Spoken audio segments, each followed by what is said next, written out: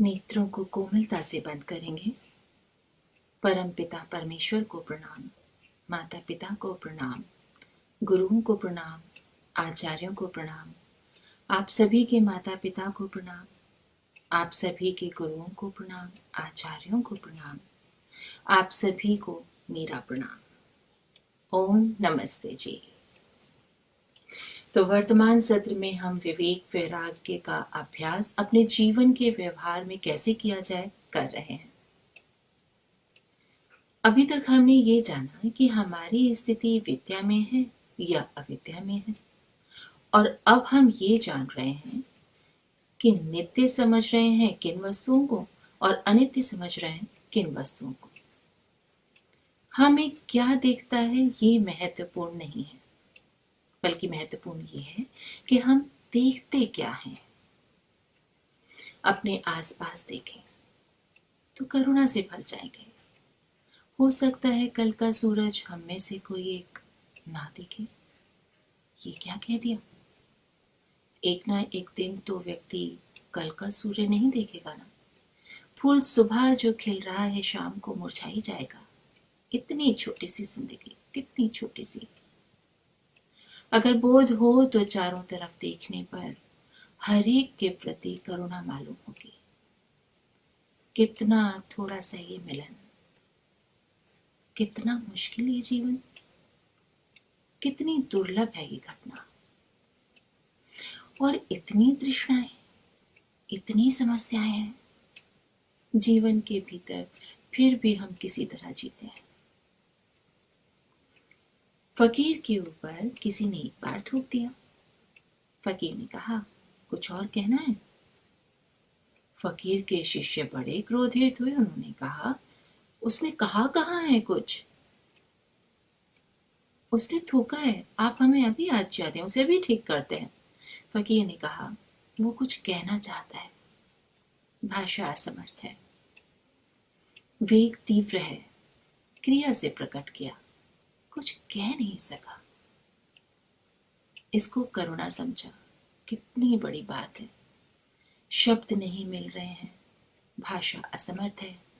जब कोई किसी के हाथ पर हाथ रखता है, करुणा जताता है, भाषा असमर्थ है। गले मिलता है, भाषा असमर्थ है। कोई रास्ता नहीं मिलता, शब्दों में व्यक्त नहीं कर पाता। जब कोई किसी के पैरों में झुका है, भगवान के आगे झुका है, भाषा असमर्थ है। कितना गलत हुआ कि लोग अपने पैर ही पड़वाने लगे, लेकिन वो दुनिया भी गलत होगी जहां ऐसे हृदय ही न रह जाए जो किसी के पैर में न झुक सके। और वो दुनिया गलत होगी जबकि ऐसे भाव ना उठे जो बिना पैर पकड़े जाहिर ना हो सके।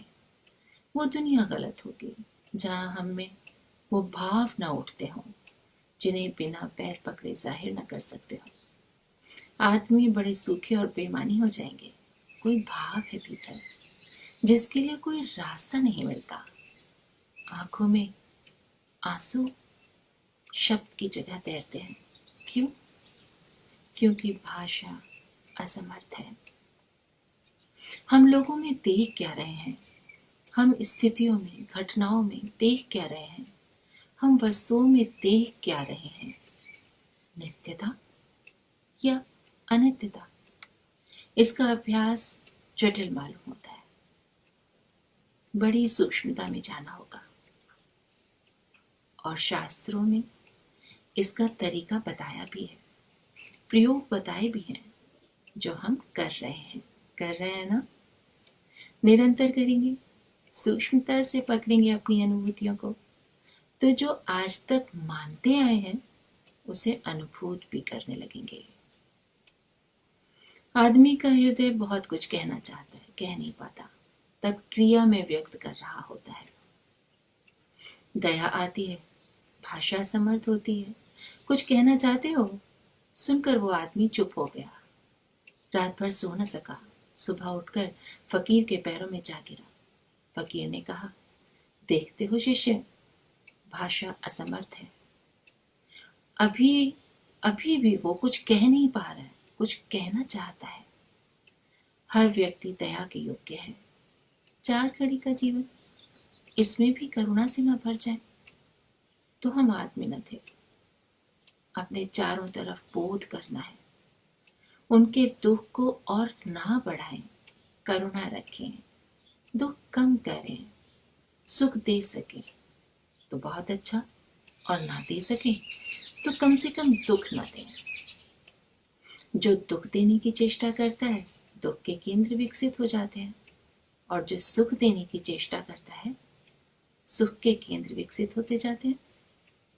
फल भीतर से सड़ता है, ऊपर दिखता है। जो प्रेम चाहे प्रेम फैला दे, आनंद चाहे आनंद बिखरा दे। और कौन करेगा ये सब? जिसके अंदर विवेक वैराग्य जाग गया। तो इस स्थिति तक पहुंचने के लिए पहले अपने अंदर का फूल खिलाना होगा।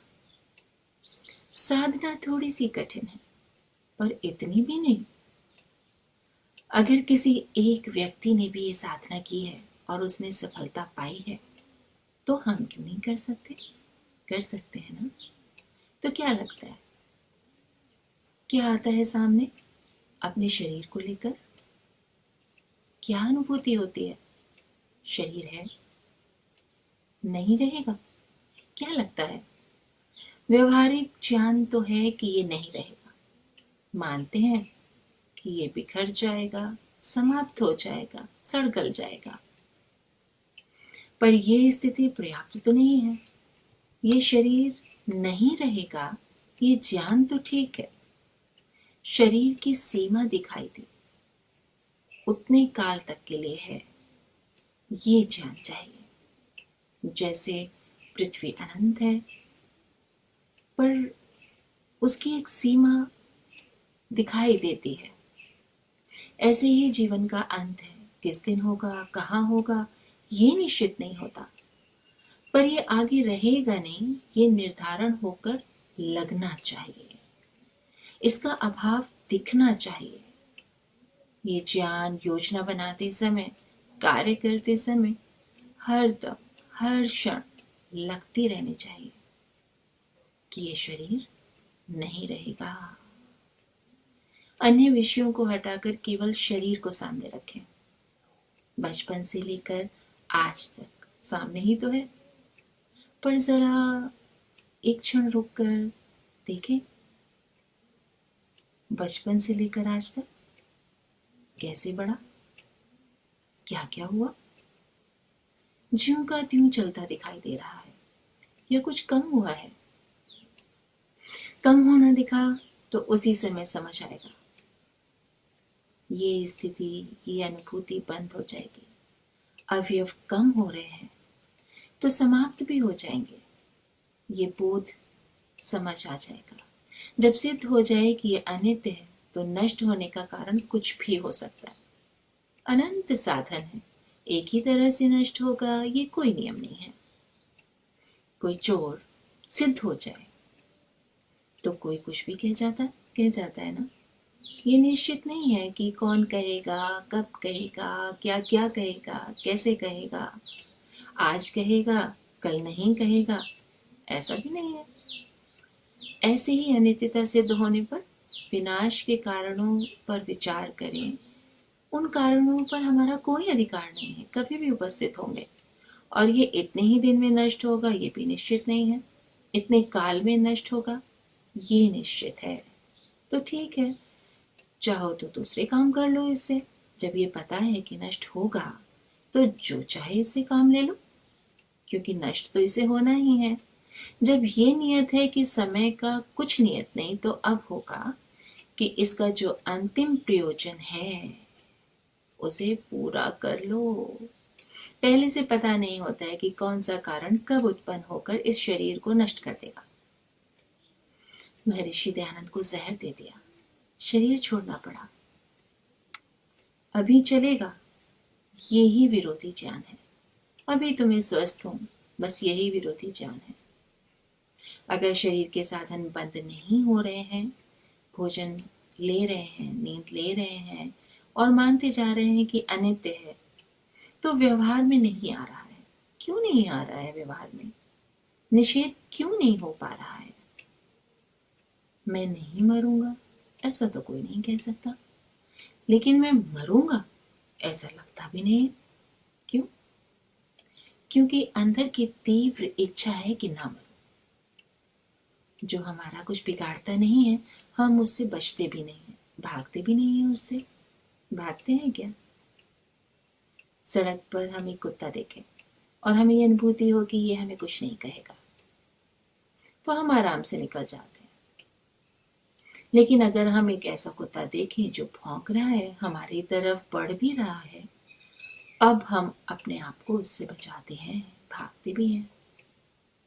ठीक ऐसी ही बारिश, खूब तेज बारिश हो तो भागते हैं ना। क्यों? कपड़े खराब हो जाएंगे, बुखार आ सकता है, बाढ़ सैलाब आए तब भी बचते हैं, भागते हैं। सामान छोड़कर भाग जाते हैं, घर छोड़कर भाग जाते हैं। मैं मर जाऊंगा, मैं नहीं रहूंगा, दोनों की अनुभूति में अंतर है। रोज आवृत्ति करते रहते हैं, कुछ नहीं होगा, कुछ नहीं होगा, कुछ नहीं होगा, मान्यता बन गई। अब ये इच्छा कि नहीं मरूंगा, इस इच्छा को बंद करते हैं। ये इच्छा बंद करते ही ये अनुभूति होने लगेगी कि अब सब व्यर्थ है, मैं नहीं बचूंगा। हम उदास और थके लोग बिना प्राण के ऐसे उठते बैठते हैं जैसे मर चुके हैं। रास्ते पर चलते हैं जैसे पराजित होकर जी रहे हैं, टूटे हारे हुए। ये गलत है। जीवन कितना ही छोटा हो, मौत कितनी ही निश्चित हो, जिसमें बोध आ गया, विवेक उठ गया, वैराग्य आ गया, वो उदास नहीं होगा। सुकरात मरते हुए हंस रहा था, बोला बिल्कुल मर गया तो दुख अनुभव के लिए बचूंगा ही नहीं, और बच गया तो जो गया वो मैं नहीं था, जो मेरा नहीं है वही नष्ट हुआ, मैं तो हूं। मैं बचा तो सब बचा, जो छीना गया मेरा नहीं था। और हम हैं कि जिंदगी पाए हुए लोग दुखी बैठे हैं। हम किस लिए जीना चाहते हैं? खाना पीना, अन्य भोग ना हो तो कोई जीना चाहेगा? आंख तो अच्छी है, लेकिन अंधेरा रहे, देखने सुनने को कुछ ना हो, करने को कुछ ना हो, ऐसे शरीर का कोई क्या करेगा? हमारे बाहर सारे प्रयोजन, इन्हें देखने सुनने जानने के लिए हम जीते रहते हैं। बाहर रूप है, हमारे पास उसे देखने का साधन है, अनुभूति अंदर होती है। बाहर का ज्ञान बिना शरीर के नहीं हो सकता, नहीं हो सकता ना। अंत में होते तो दोनों एक ही हैं। जो कल भोजन था आज शरीर है, उसी का तो शरीर बन रहा है, और जो आज शरीर है कल मिट्टी बन जाएगा। भूकंप का स्मरण आया। कभी देखा हो ऐसा भूकंप, कभी सुना हो ऐसा भूकंप जिसमें सब तबाह हो गया, सब नष्ट हो गया, बर्बाद। अब ऐसा रोज लाओ, बंद तो नहीं होना है। भूकंप तो आते रहेंगे, आते ही रहते हैं, कभी न कभी, कहीं न कहीं, और हर भूकंप में कुछ न कुछ क्षति होती ही है, कुछ नहीं बचता। फिर हर रोज ऐसा भूकंप लाते लाते कुछ नहीं बचेगा। धरती पुरानी हो रही है, आयु बढ़ रही है, तो नष्ट तो होगी ही। वो अपने आप किसी दिन चूरा बन जाए, उससे पहले क्यों ना अपनी बुद्धि से हम उसका चूरा करें। पृथ्वी नहीं बची। ऐसे ही कागज, एक किताब, नई नई किताब, अच्छी सुंदर लगती है ना, नई पुस्तक है। और दादाजी के जमाने की कोई किताब मिल गई हमको उनकी अलमारी में, पुरानी पुस्तक, कैसा स्वरूप हो जाता है उसका। तब वो नई होगी, लेकिन आज जब हम उसे देखते हैं तो उसका कागज पुराना लगता है, अलमारी में रखे रखे पीली पड़ जाती है। ये पेज पुराना हो गया। कितना संभाल कर हम उस पुस्तक को उठाते हैं, रखते हैं, खोलते हैं, कहीं पन्ने फट ना जाए। फटने के लिए तो वो तैयार ही रहते हैं। पुस्तक के अवयव निकल रहे हैं, बाहर का पर्यावरण असर तो डालता है, लेकिन अंदर के अवयव भी निकलते रहते हैं। तो मतलब ये है कि हम एक ऐसी नाव पर बैठे हैं जो पानी पर है और वो नाव नहीं बचेगी।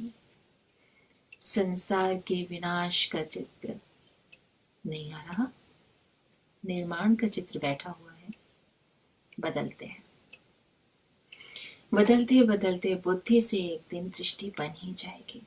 शरीर से लेकर समस्त संसार अनित्य है। अनित्य से जुड़े रहने की प्रत्यक्ष बुद्धि हमारी नहीं होती, लेकिन संसार से जुड़े रहने की इच्छा तो हमारी होती है। दोनों में विरोध है ना। तो इसका कारण जानने का प्रयास करेंगे। अच्छा, ये बताइए, बचपन से लेकर आज तक, बल्कि अभी तक, इस पल तक कुछ ना कुछ हम करते आ रहे थे, खाली तो नहीं बैठे थे। हाँ, चाहे हम सोए हों, चाहे हमने टीवी देखा हो, जिसे हम कहते हैं कि खाली समय व्यर्थ किया, लेकिन यूं देखा जाए तो वो कर ही रहे हैं, खाली तो नहीं है। और बचपन से लेकर आज तक इतना किया है, इतना किया, कितना कुछ सुबह से उठते ही करने लग जाते हैं, और सोना भी तो करना ही है। पर कहाँ है वो सब? अभी विद्यमान है या नहीं? इकट्ठा हुआ है या नहीं? इकट्ठा हुआ तो कहाँ है, और नहीं तो क्यों नहीं? जितना किया, क्या वो सारा का सारा ज्ञान में है? जो किया था अभी सारे के सारे का संस्कार बन गया? नहीं, नहीं ना। क्या अभी उसे सामने उपस्थित कर सकते हैं, दिखा सकते हैं, पकड़ सकते हैं? अच्छा, सुबह से जो कर रहे थे फालतू तो नहीं लग रहा था ना? सब कुछ काम का था। और आज से पीछे कल जो किया, जो कुछ भी किया, बेकार का तो नहीं लग रहा था, व्यर्थ तो नहीं दिखाई दे रहा था। इसलिए तो हमने कल का दिन बिताया, उपलब्धि के रूप में देखिए जितना कुछ किया उसमें से कितना अपने पास है। अभी कर रहे हैं, लुप्त हो रहा है, पीछे का भी लुप्त हो रहा है। क्यों हो रहा है? अभी सदा शरीर साथ चल रहा है, ये हमने इकट्ठा नहीं किया, और इसके क्षय को भी पकड़ कर नहीं रख सकते, वो नष्ट भी होता जा रहा है। हम एक तरफ से करते जा रहे हैं और दूसरी तरफ से समाप्त होता जा रहा है। बस यही अनित्यता है। हम भोजन करते जा रहे हैं, वो समाप्त होता जा रहा है। हम पानी पीते जाते हैं, वो समाप्त होता जाता है। हम एक तरफ से कोई भी कार्य कर रहे हैं और समाप्त भी कर रहे हैं।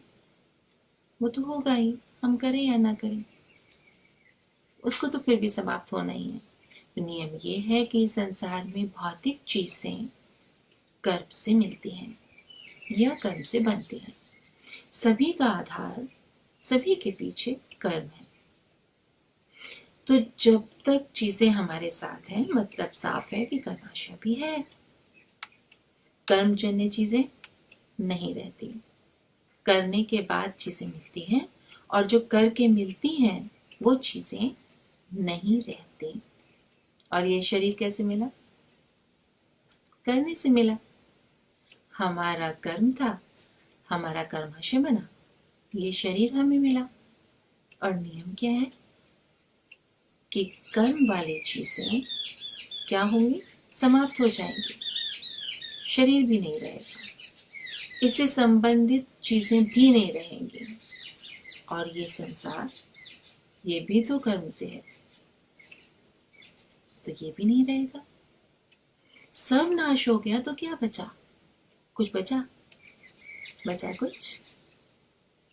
संसार का नित्य स्वरूप बचेगा, सत्रजतम। लेकिन ये जो नित्य स्वरूप है, ये मेरे किस काम का? प्रकृति का नित्य स्वरूप अपने काम का नहीं, इससे अपना कोई प्रयोजन सिद्ध नहीं होगा। बिखरी हुई चीजें हैं बाबा, हमारे किस काम की? आटा रखा है, चीनी रखी है, घी रखा है, कढ़ाई बर्तन रखे हैं, गैस रखे हैं, सब कुछ रखा है, और तेजी से भूख लगे तो ये काम आएंगी। अभी अभी बहुत तेज भूख लगी है और भागकर हम किचन में पहुंचे हैं, तो हम वहां क्या देखते हैं? हम ढक्कन खोल खोल कर देखते हैं कि क्या बना हुआ रखा है। हम ये नहीं देखते कि क्या बनाना है। हाँ, हमें पहले से पता होता है क्या बनाना है, तो भूख लगने तक की प्रतीक्षा में तो नहीं बैठे रहते। हम पहले से बना कर रखते कि भूख लगेगी और हमें ये खाना होगा। तो बिखरी हुई चीजें हमारे किसी काम की नहीं होती। अभी हम ये मानकर जुड़े हैं कि ये संसार पूरा है, इससे हमें आशा रहती है। ये दिख रहा है, एक है, लेकिन ये एक रहेगा नहीं। तो फिर हम इससे क्यों जुड़े हैं? संसार के लिए ये दृष्टि बनानी होगी कि हम इससे क्यों जुड़े हैं। जिसे खुद बिखरना है वो हमें क्या सुरक्षा देगा? निश्चिंतता, सुरक्षा के लिए परम पिता परमेश्वर के लिए बुद्धि उठानी होगी, क्योंकि उसका नित्य स्वरूप ही हमें अंत तक सुरक्षा देगा। कुछ दिन बाद पिछला स्मरण नहीं आता, उस दिन समझ आएगा कि बुद्धि भी भरोसे की चीज नहीं है। देखते हैं ना, रोज देखते हैं, लोक में देखते हैं, बड़े बड़े विद्वान, बड़े बड़े ज्ञानी जब एक निश्चित आयु वृद्धा अवस्था को प्राप्त होते हैं तो उनका ज्ञान कुछ काम नहीं आता। हाँ, संस्कार जरूर पढ़ चुके होते हैं, इसलिए ये नहीं करना कि ज्ञान काम तो कभी आएगा नहीं, ये कहा था, इसलिए क्यों ज्ञान इकट्ठा करना। ज्ञान के संस्कार तो बनाने हैं ताकि अगले जन्म में हमारा जीवन और बेहतर हो सके, हम और बड़े विद्वान बन सके, और चीजों को जान सकें और मुक्ति तक पहुंच सके। तो संस्कार तो हमें बनाने हैं, लेकिन वो ज्ञान जो इकट्ठा किया है, जैसे धन इकट्ठा किया है, ऐसे ज्ञान भी इकट्ठा किया है, तो वो भी काम नहीं आता, वो भी चला जाता है। जब सुबह सुबह उठते हैं तो पिछला सारा ज्ञान इकट्ठा हो जाता है, जुड़ जाता है ना, और हमें लगता है कि हम सबसे जुड़े हुए हैं। ठीक है ना, ऐसे ही करते हैं ना, सुबह उठते हैं तो आजकल हम क्या करते हैं? फोन उठाते हैं, सबसे पहले अपना व्हाट्सएप चेक करते हैं, है ना, फिर सबकी गुड मॉर्निंग रिसीव करते हैं, फिर सबको विश करते हैं, है ना। और हमें क्या लगता है? हमें लगता है कि हम सबसे कनेक्ट हो गए, और एक दिन ऐसा हो मोबाइल खराब हो गया, फिर हम क्या करते हैं? हम अपने लैपटॉप का प्रयोग करते हैं, रह नहीं सकते कट के। हमें लगता है ये क्या हुआ, मैं सबसे कट गया। अधूरापन लगता है, एकाकीपन लगता है, और लैपटॉप ना हो फिर बेचैनी महसूस कीजिए। हम तुरंत चाहते हैं कि ये ठीक हो जाए, जल्दी से ठीक हो जाए, लेकिन अगर स्मृति विलोप की स्थिति हो जाए और उसमें सबसे कट जाए, फिर क्या लगता है? फिर लगता है मैं कुछ भी नहीं। मान लो किसी का मेमोरी लॉस हो गया, कुछ चीजें याद है, कुछ चीजें भूल गए।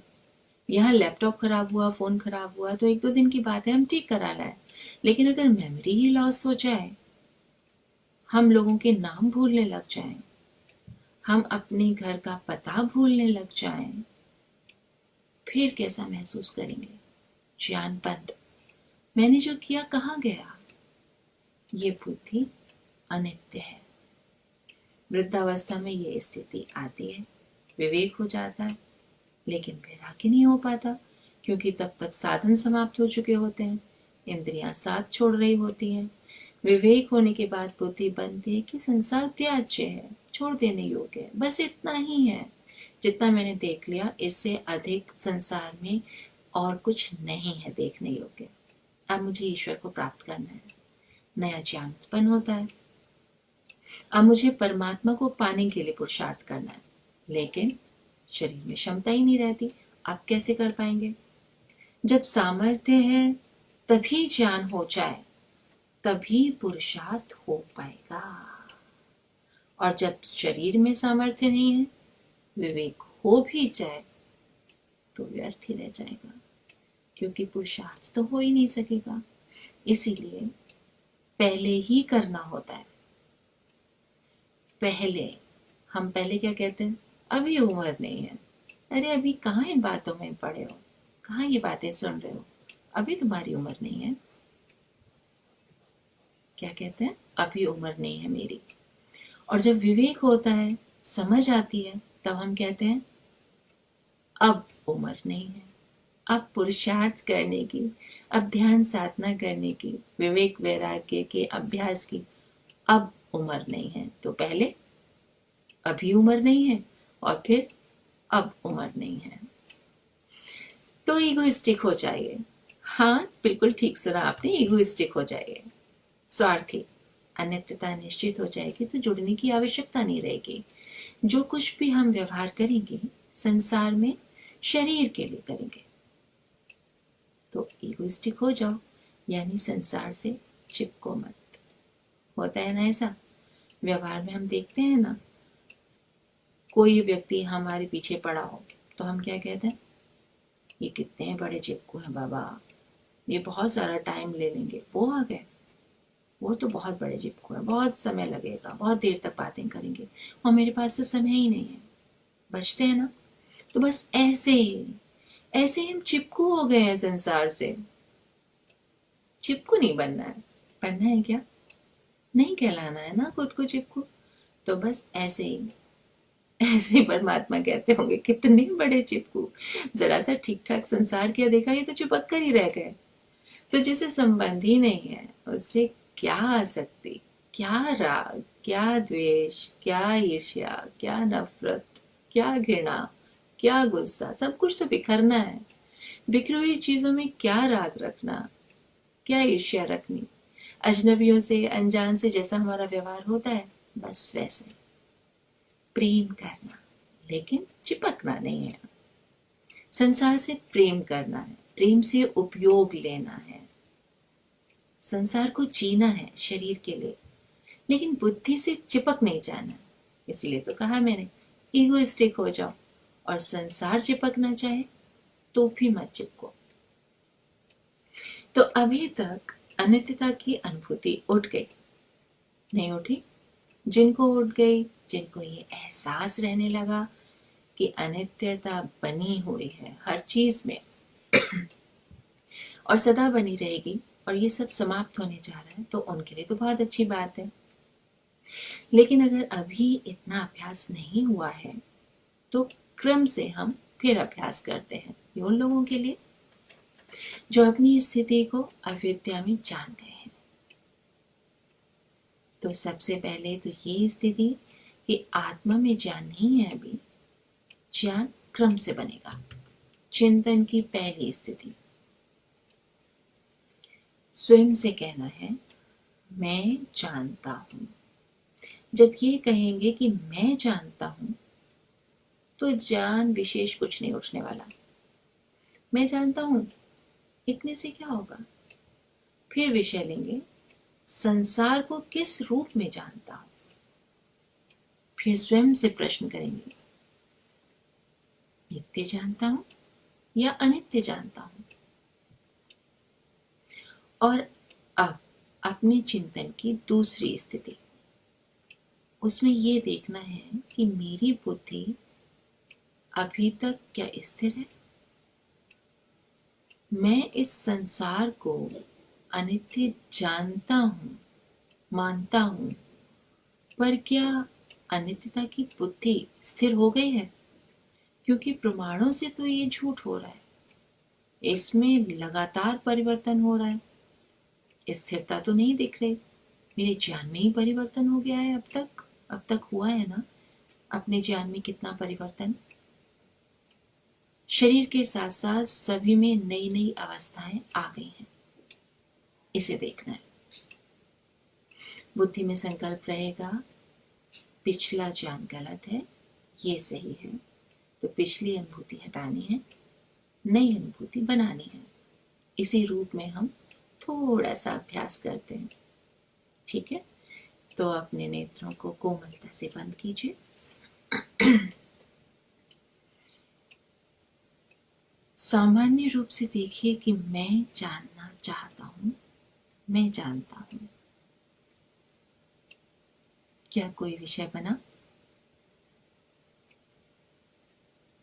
अब देखिए कि संपूर्ण संसार कैसा दिख रहा है।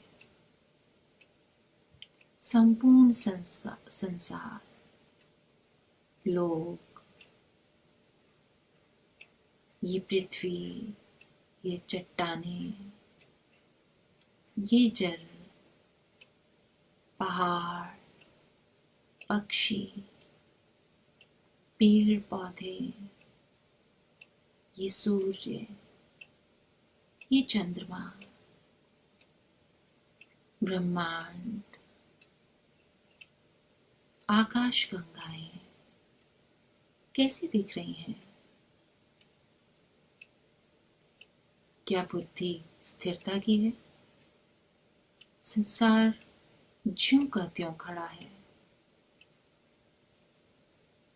अगर संसार जस का तस दिखाई दे रहा है तो इस बुद्धि को अच्छी तरह से पहचान लीजिए। सब कुछ एक रस चल रहा है। बचपन से लेकर आज तक ऐसा ही दिखाई देता रहा है। इसमें कोई परिवर्तन नहीं दिखाई दे रहा। तो इसे जानिए, ये नित्य बुद्धि है। अभी इनमें मेरी बुद्धि नित्यता की बनी हुई है।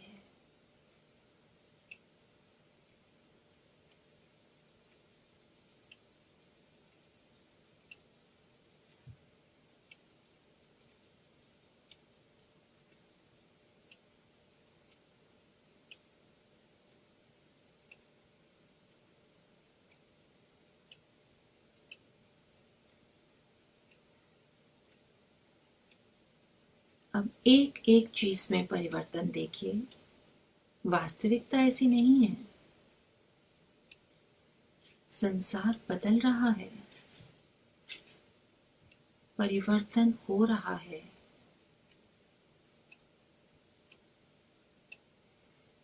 परिवर्तन पर दृष्टि डालिए। पुराना लुप्त हो गया। जो कुछ दिख रहा है वो नया है। पुराना जाता रहता है, नया आ जाता है। अब वो स्थिर बुद्धि बंद हो जाएगी। मेरे शरीर की अवस्था भी बदल गई है। पुरानी अवस्था जा चुकी है। ये जो है ये नई है। पुरानी अवस्था का संबंध आत्मा से काट दीजिए।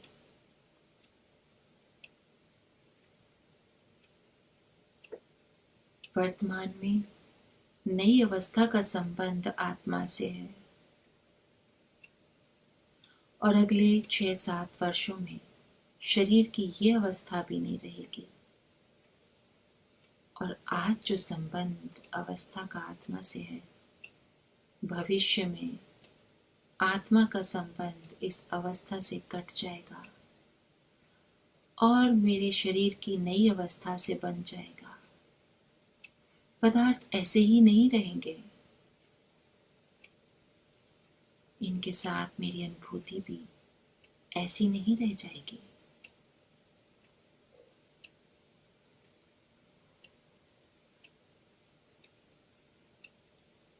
भोजन का स्वाद भी वैसा नहीं रहा। भोजन की आवश्यकता भी वैसी नहीं है। जो भोजन पहले मुझे सुख देता था,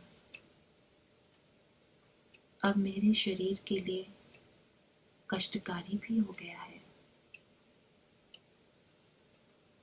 सब क्षणिक है। सबसे संबंध नहीं बना रहेगा।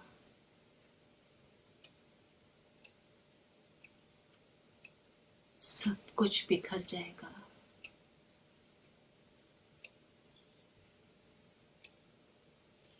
बिखरा हुआ ही था जो समेट कर एक दिखाई दे रहा है। शरीर से ही सब संबंध है। और शरीर भी क्षणिक है।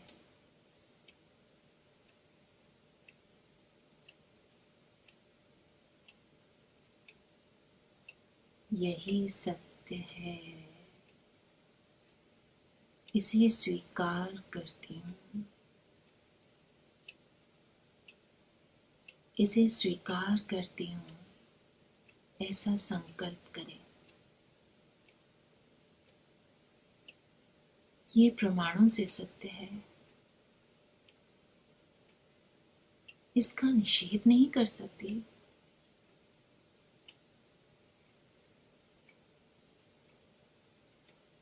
इसे ऐसा ही मानती रहूंगी। सब क्षणिक है।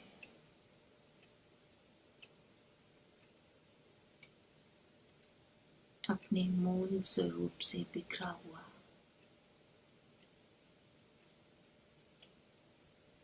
इस ज्ञान को स्थिर बनाए। चित्त की शांत गंभीर स्थिति होने पर इस प्रकार की स्थिति बन जाती है।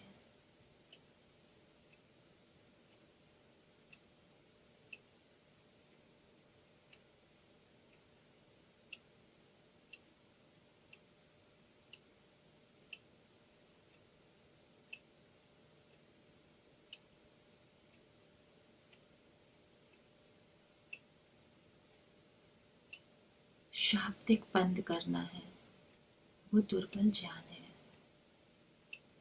अनुभूति में अनित्यता दिखाई देने लग जाए। हर क्षण ये एहसास होने लगे कि मैं एक ऐसी नाव पर बैठा हूं जो पानी में है, और ये नाव कभी भी टूट सकती है।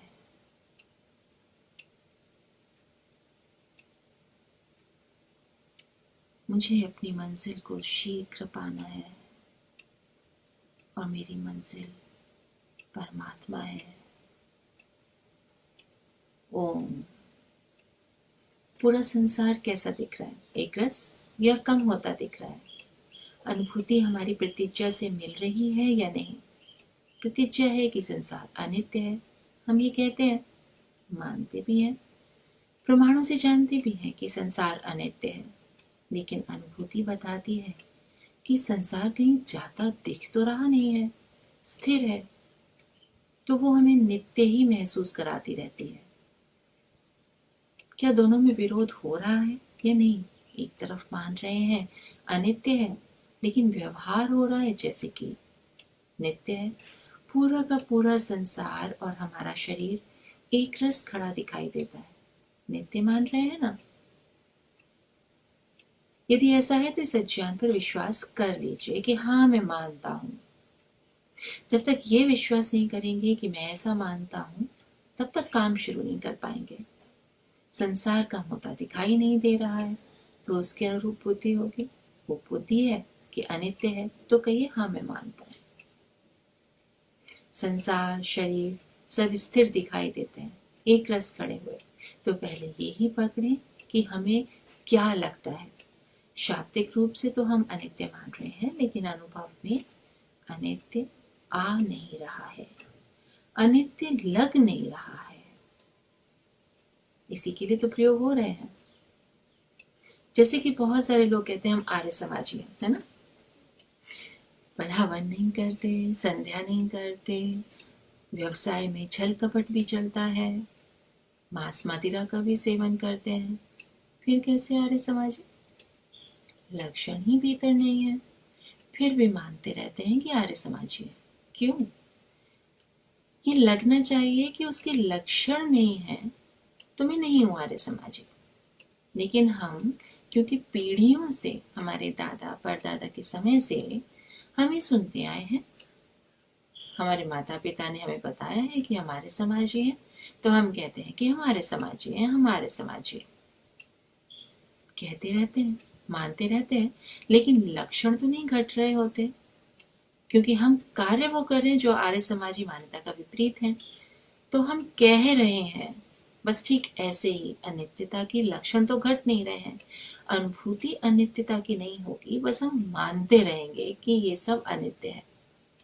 जैसे भोजन करते समय कुछ अधिक खाते हैं तो वहां सुख लेना प्रयोजन था। यदि प्रयोजन सुख के लिए हम खा रहे हैं, ये नहीं होता तो क्या हम कभी भी इतना ज्यादा खाते नहीं ना। तो वो जो प्रयोजन सुख, मैं सुख के लिए खा रहा हूं, ये दब जाता है, वो सूक्ष्म होता है। अगर उसी एक क्षण प्रवृत्ति करते समय जब पेट भर गया और हम और लेते हैं, ठीक उसी समय ये हेतु सामने आ जाए कि मैं क्यों खा रहा हूं, ये अगला ग्रास क्यों ले रहा हूं, उस पर ध्यान नहीं दिया तो ये दब जाएगा, बाद में नहीं आएगा, गौण हो जाएगा, बुद्धि के पटल पर नहीं आएगा। लेकिन उसी क्षण प्रयोजन देखना शुरू हो गया कि मैं सुख के लिए खा रहा हूं, ये ग्रास अब मैं सुख के लिए खा रहा हूं, तो रुक जाएंगे। प्रयोजन नहीं पकड़ते कि मैं ये कर क्यों रहा हूं। भले ही संसार में परिवर्तन हो रहा है, पर संसार कम होता दिखता नहीं। देखने में नित्य है, अनित्य है मान रहे हैं, पर दिख रहा नहीं है। तो ज्ञान और निर्णय में विरोध चल रहा है। निर्णयात्मक ज्ञान जैसी बुद्धि चाहिए। अगर बूंद बूंद करके बाल्टी में से पानी टपक रहा है और कम होता नहीं दिखाई दे रहा है तो हम नहीं मानते कि वो खत्म हो जाएगा पानी। लेकिन जब हमें वो दिख जाता है टपकता हुआ तो हम मान लेते हैं। तो हमें दोष के रूप में दिख नहीं रहा है। तो पहले हम माने कि मैं मानता क्या हूं, फिर जाने। फिर अगर मैं मानता हूं कि अनित्य है, तब मैं साधन पीढ़ियों तक के लिए इकट्ठा करने में नहीं लगा रहूंगा। अच्छा बताइए, तो गाड़ी का ब्रेक फेल हो जाए तो बैठे रहने की प्रवृत्ति होगी क्या? रेल ट्रैक से उतर जाए, बैठे रहना चाहेंगे? घर में आग लग जाए, हम रुके रहेंगे? ये शरीर ठीक ऐसे ही हर क्षण बदल रहा है, पर मैं बैठा हुआ हूं आराम से। एहसास ही नहीं है कि ये गाड़ी हर पल ट्रैक से उतरने की तरफ बढ़ रही है और मुझे कोई फर्क ही नहीं पड़ रहा है। और मुझे फर्क नहीं पड़ रहा है तो इसका मतलब है कि मैं नित्य मान रहा हूं ना, वरना तो क्या होता? वरना तो ये होगा कि आपको जरूरत है एक सिलाई मशीन की। एक उदाहरण देती हूँ। आपकी सिलाई मशीन खराब हो गई है, आप उस सिलाई मशीन को पड़ोसी के यहाँ से मांग कर लेकर आए हैं और कहा है कि थोड़ा काम करना है, मुझे जरूरी काम करना है तो मुझे दे दीजिए। उन्होंने दे दी। अब सिलाई मशीन घर पर लाकर रखी और सोचा कि अभी पहले ये काम जरूरी है, ये कर लेता हूँ। ऐसे रख के बैठ जाएंगे। अच्छा ये काम जरूरी है, ये कर लेता हूँ, मशीन तो रखी है, इसे फिर सिल लूंगा। दूसरे काम हमें जरूरी दिख रहे होते हैं, वो तो रखी है मशीन, प्रयोग में ले लूंगा, और हम दूसरे काम करते रहते हैं। ऐसे ही कुछ दिन गुजरे और मशीन का मालिक मशीन मांगने आ गया। उसने कहा जी वो काफी दिन हो गए, मुझे भी जरूरत आ पड़ी, अब दे दीजिए। अब हम भागेंगे, हम कहेंगे कि अरे मैंने तो बहुत जरूरी काम के लिए ली थी, वो तो हुई नहीं, मैं दूसरे कामों में ही लगा रह गया। भैया एक दिन के लिए और मशीन दे दीजिए, मैं कल आपको पक्का लौटा दूंगा। और वो कहे कि नहीं नहीं, मुझे अभी चाहिए, आधे घंटे के अंदर अंदर मशीन पहुंचा दो। अब वो बेचैनी कैसी होगी? जो मेरा काम छूटा हुआ था, जिस काम के लिए मैंने वो मशीन ली थी, अब हम फटाफट उस काम को करना चाहेंगे, लेकिन समय कम है, हम कर भी नहीं पाएंगे, छूट जाएगा। अच्छा हम साथ में उस मशीन को बहुत सावधानी से संभाल कर रखते हैं, क्योंकि हमें पता होता है कि वो दूसरे की है। अगर उसका कोई मिसयूज घर में करे तो हम गुस्सा करते हैं ना, तुम्हें पता नहीं है उसे वापस देना है, संभाल के रखो। तो ठीक ये स्थिति मेरे शरीर की है। मैंने इस शरीर को लिया था कि मैं इसे परमात्मा के काम में लगाऊंगा, लेकिन मैं तो दूसरे काम में लग गया। अब इस शरीर के जाने की बारी आती है तो कहते हैं ओह मैंने पहले क्यों नहीं काम कर लिया, पर अब तो इसे जाना ही पड़ेगा। और हम इसका ध्यान नहीं रखते तब जब हम ये नहीं मानते कि परमात्मा का है और उसने इसे काम करने के लिए दिया था। तो जब हम ये मान लें कि ये पूरा का पूरा शरीर का मैं मालिक नहीं हूँ, परमात्मा इसका मालिक है, तो मैं इसका ध्यान भी रखूंगा कि भैया मुझे किसी ने दिया है तो मुझे संभाल के रखना है, तो हम शरीर का ध्यान भी रखेंगे, है ना।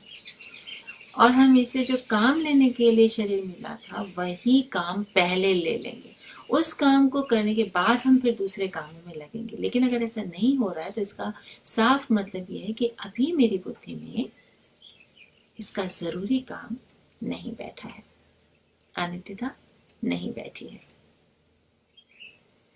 निधिध्यासन में जो भी निदान हम करते हैं ना, वो हम भीतर करते हैं, आत्मा में अनुभूति होती है। लेकिन कारण ये है कि सभी कुछ बाहर कारण है, बाहर के कारण नष्ट करेंगे तो भीतर के भी नष्ट हो जाएंगे। अब इससे आगे का चिंतन करते हैं, क्या क्या होगा। जितनी भी योजना बनानी है बनाते जाइए, अंत में क्या होगा, क्या बचेगा।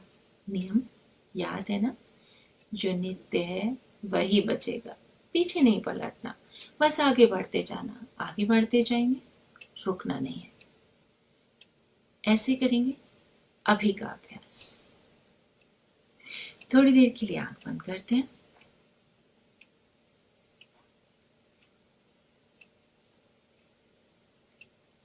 ये ना लगे कि मैं कल्पना कर रहा हूं, जो कुछ है वो वास्तविक है, प्रमाणों से सिद्ध है।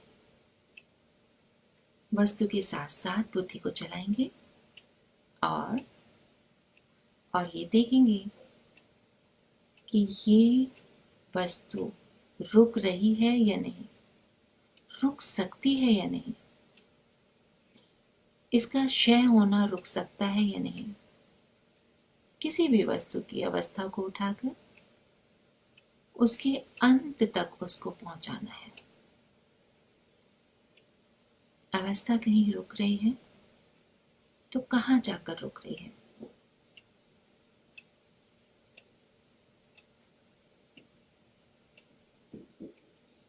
सबकी अवस्थाओं को आरंभ करके अंत तक पहुंचा दीजिए।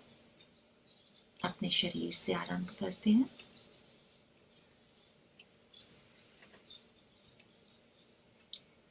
जिस अवस्था में जो दिखाई दे वहीं से आगे बढ़ते जाए, वो बाल्यावस्था हो या अभी की अवस्था, आगे बढ़ना है, बढ़ते जाना है, इसे अंत तक ले जाना है। कहाँ है इसका अंत, क्रम से उसे नष्ट करते जाना है। अवस्था में परिवर्तन देखते जाए, वो कोई भी हो।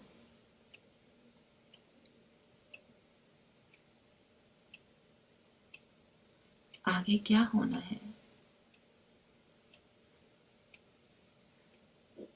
वृक्ष को लें, उसका अंत कर दें।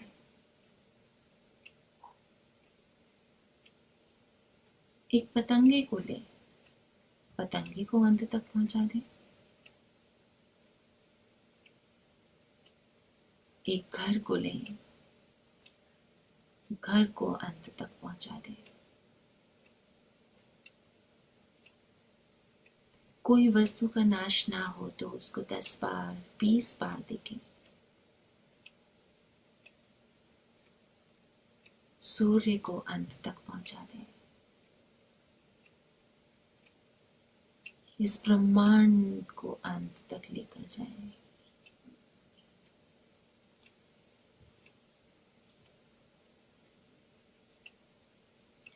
शांत एकाग्र चित्त,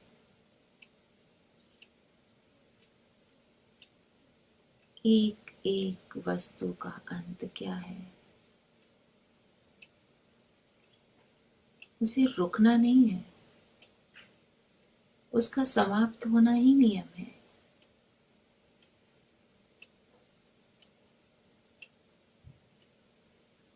हर चीज टूटती है, सूक्ष्म होती जाती है। जल भी टूटता है, मन भी टूटता है, चित्त भी टूटता है, अहंकार भी टूटता है, इंद्रियां भी टूटती हैं। कोई ऐसी वस्तु न रहे जो खड़ी रह जाए। 10 बार करें, 20 बार करें, 50 बार करें, उसे अंत तक पहुंचा कर ही रहें। और ऐसा करते हुए अपनी अनुभूति में इस बात का ध्यान रखें, क्या मैं चाहता हूं ऐसा हो? ऐसा करते हुए मैं क्या चाह रहा हूं? शरीर को समाप्त करते हुए मैं क्या चाह रहा हूं? शरीर का नाश होता ही है। अपने परिवार का नाश करते हुए मैं क्या चाह रहा हूं? अपने आत्मीय जनों का नाश करते हुए मैं क्या चाह रहा हूं? हवेली महल खंडर हो गए।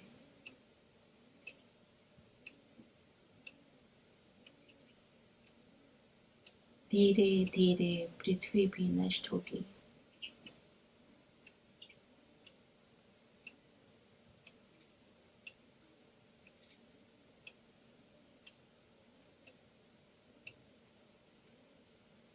चारों तरफ खाली, कुछ भी विद्यमान नहीं, क्योंकि सब नष्ट हो चुका है। अनुभूति कीजिए कि कुछ भी शेष नहीं बचा है। एक समय ऐसा आएगा जब कुछ भी शेष नहीं बचेगा, कुछ भी नहीं बचेगा। जो कुछ आज दिखाई दे रहा है वो कुछ दिखाई नहीं देगा।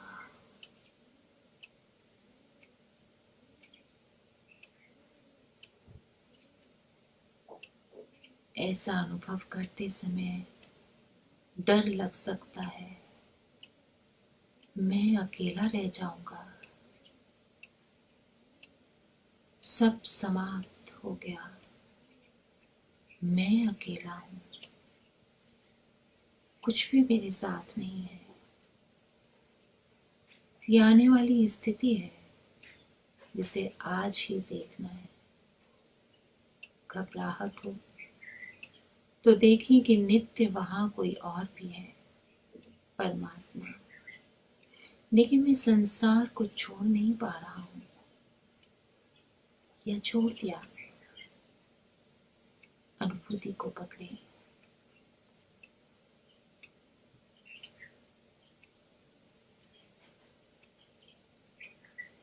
परम पिता परमात्मा की गोद में मैं अकेला, जहाँ कोई नहीं वहां मैं और बस तुम। इस आनंद को महसूस करें।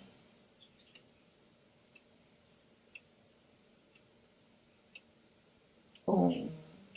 समीक्षा के लिए आंखें खोलेंगे। अंत में क्या आया? हम छोड़ना चाहते हैं या नहीं? छोड़ना तो चाहते हैं पर छूटता नहीं, या पहुंच गए अंधेरे तक। जो कुछ भी है अपनी स्थिति को अपनी संचिका में लिखते रहिए। प्रयोग कीजिए, अभ्यास कीजिए और लिख लीजिए। जो कुछ भी अनुभूत हो लिख लीजिए, बार बार अभ्यास कीजिए। ज्ञान पक्ष से समझना है और दूसरा पक्ष है ईश्वर का। ईश्वर कहते हैं छोड़ दो, मैं हूं ना। लेकिन हम कहते हैं नहीं छूटता। वो बार बार कहेंगे छोड़ दो, मैं हूं ना। हम कहेंगे नहीं छूटता। तो जब तक संसार से एक भी आशा है, संसार से लगी हुई आशा, तब तक ईश्वर पकड़ में नहीं आता। और सारे आश्रय ईश्वर से ही है। बस यही सोचना है। एक बुद्धि तो बनी, हट बुद्धि हटी, जो कह रही थी कि छोड़ना नहीं है। ऐसा भी हो सकता है। संसार के प्रति लोभ है, आसक्ति है, डर है। डर लगता है ना कि इसको छोड़ा तो क्या होगा, कौन मेरी रक्षा करेगा, क्या मैं बच पाऊंगा। संसार से आशा लिए बैठे हैं। देखते हैं कोई वस्तु हमारी इच्छा से चल नहीं रही, निरंतर परिवर्तन हो रहा है, सारा संसार अपने आप जा रहा है। देखिए ना, क्या सारे संसार पर मेरा नियंत्रण है? मेरा नियंत्रण कितनी सी चीज पर है? क्या मैं किसी चीज को रोक पा रही हूँ? क्या मैं किसी चीज को आगे भी बढ़ा पा रही हूँ? भागती हुई चीज के पीछे कब तक भागते हैं क्या? कभी हुआ ऐसा? स्टेशन पर पहुंचे और ट्रेन चल पड़ी तो भागते भागते हम ट्रेन को पकड़ना चाहते हैं और ट्रेन फिर भी निकल गई। भागते भागते बस में चढ़े हो, कभी हुआ? गाड़ी के पीछे कुछ दूर ही तो भागते हैं, पर वो निकल जाए अपनी रफ्तार से तो छोड़ देते हैं ना। ऐसे ही सब भाग रहा है, हमारे नियंत्रण में नहीं है। वस्तु का और हमारी इच्छा का कोई संबंध नहीं है। इच्छा में संतोष लाते हैं कि अब नहीं होगा, मैं इसे नहीं पकड़ सकता, तो इसके पीछे क्यों भागूं? और जहां ये ख्याल मन में आया कि मैं सारे के सारे संसार को नहीं पकड़ सकता, मैं इसके पीछे क्यों भागूं, संतोष आ जाएगा।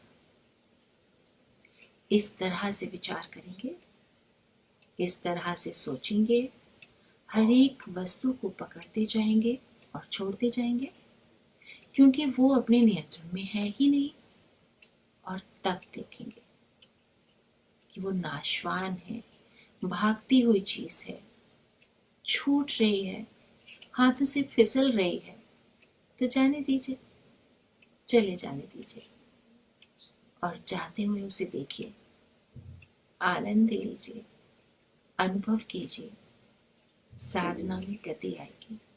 आनंद लीजिए उस नित्य का।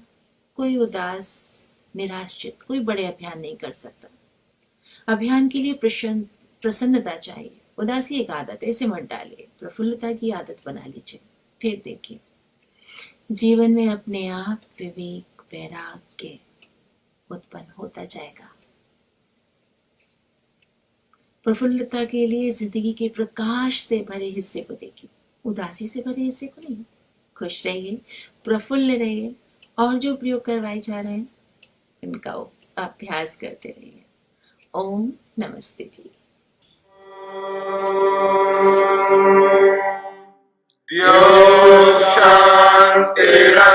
शान्तिरन्तरिक्षं शान्ति पृथिवी शान्तिरापः शान्तिरोषधयः शान्तिः वनस्पतयः शान्तिर्विश्वे देवाः शान्तिर्ब्रह्म शान्ति सर्वं शान्ति शान्तिरेव शान्ति शामा शान्तिरेधि